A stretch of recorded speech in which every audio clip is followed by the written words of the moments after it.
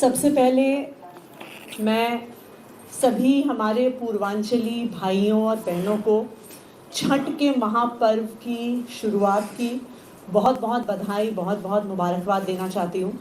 आज से छठ के महापर्व की आज शाम से नहाए खाए से शुरुआत होगी और दिल्ली भर में और देश भर में हमारे पूर्वांचली भाई बहन आज से अपने व्रत की शुरुआत करेंगे। छठ का त्यौहार हमारे पूर्वांचली भाइयों और बहनों के लिए साल का सबसे महत्वपूर्ण त्यौहार होता है। एक समय ऐसा था कि दिल्ली में रहने वाले, दिल्ली में काम करने वाले हमारे पूर्वांचली भाइयों और बहनों को छठ का त्यौहार आते ही ट्रेनों में, बसों में भर भर के अपने गांव जाना पड़ता था छठ का त्यौहार मनाने के लिए।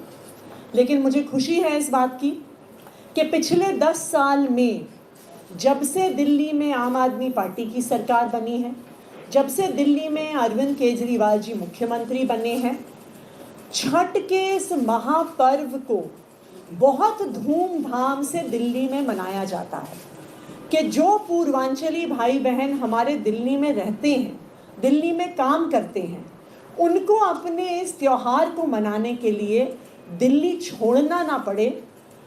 हमारे पूर्वांचली भाई बहन भी दिल्ली का अभिन्न हिस्सा हैं, दिल्ली उनका भी घर है और इसी परंपरा को आगे ले जाते हुए इस साल भी छठ के महापर्व का बहुत भव्य आयोजन दिल्ली में हो रहा है। जैसा आप सबको पता है, 7 तारीख को जिस दिन शाम को सूर्य भगवान को अर्घ चढ़ाया जाएगा, 7 तारीख को दिल्ली सरकार ने इस साल छुट्टी की घोषणा करी है और उसका नोटिफिकेशन आज या कल में निकल जाएगा। इसके अलावा पूरी दिल्ली में 1000 से ज़्यादा छठ घाट बनाए जा रहे हैं दिल्ली सरकार द्वारा, जहां पे छठ पूजा 7 तारीख की रात को और 8 तारीख की सुबह कराई जाएगी। इतने भव्य स्तर पे जो छठ पूजा हो रही है, इसकी शुरुआत पिछले 10 सालों में हुई है। 2014 में अरविंद केजरीवाल जी के मुख्यमंत्री बनने से पहले पूरी दिल्ली में सिर्फ 60 छठ के घाट होते थे जहां पे छठ पूजा होती थी। लेकिन आज 10 साल के बाद अरविंद केजरीवाल जी के मार्गदर्शन में 1000 छठ घाट दिल्ली सरकार द्वारा बनाए जा रहे हैं। इन छठ घाटों पर आयोजन दिल्ली सरकार द्वारा होता है। आर्टिफिशियल घाट इरिगेशन फ्लड कंट्रोल विभाग, पीडब्ल्यूडी विभाग द्वारा बनाए जाते हैं। वहाँ पर दिल्ली जल बोर्ड पानी का इंतज़ाम करती है। मेडिकल सुविधा भी दी जाती है। जो बड़े छठ घाट हैं वहाँ पर हेल्थ डिपार्टमेंट द्वारा डॉक्टर्स, नर्सिस को डिप्लॉय किया जाता है।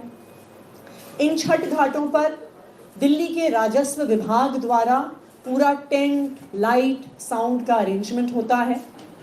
जो भी बड़े छठ घाट हैं वहाँ पर मैथिली भोजपुरी अकादमी के माध्यम से कल्चरल प्रोग्राम्स का आयोजन करवाया जाता है।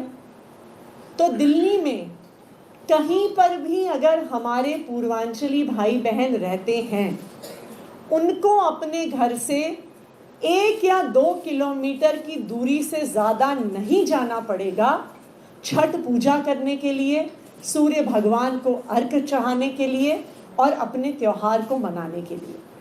और मुझे खुशी है इस बात की कि दिल्ली सरकार के इस आयोजन की वजह से आज छठ का त्यौहार सिर्फ हमारे पूर्वांचली भाइयों बहनों का त्यौहार नहीं है, सभी दिल्ली वासियों का त्यौहार है और सभी दिल्ली वासी इसे बहुत धूमधाम से मनाते हैं। Thank you. दिल्ली में क्राइम रेशियो भी बढ़ रहा है। अभी कल भी एक घटना हुई है जिसमें फायरिंग हुई है और इससे पहले भी कई सारी घटनाएं हुई हैं। जो ये क्राइम रेशियो दिल्ली में, राजधानी में बढ़ रहा है, इस पर आपका क्या कहना है? दिल्ली में एक बहुत क्लियर कट संवैधानिक व्यवस्था है।